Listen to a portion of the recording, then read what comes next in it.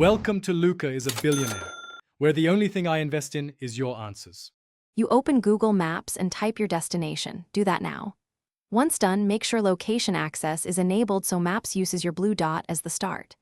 Next, choose your travel mode: driving, walking, transit, or cycling, because each mode affects route options and estimated time.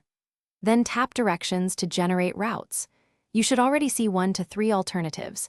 Pick the one that matches your priorities: fastest, fewer turns, or public transit with fewer transfers. Once you have routes, compare them. Look at ETA, distance, and traffic indicators to choose wisely. Tap the 3-dot menu or route details to preview turn-by-turn steps so you know key intersections and exits ahead. If you need to stop, add a stop or reorder destinations before starting. This updates the ETA. Also, make sure to toggle route options. Avoid tolls, avoid highways, or choose accessibility features, because those affect which streets and public transit choices Maps proposes.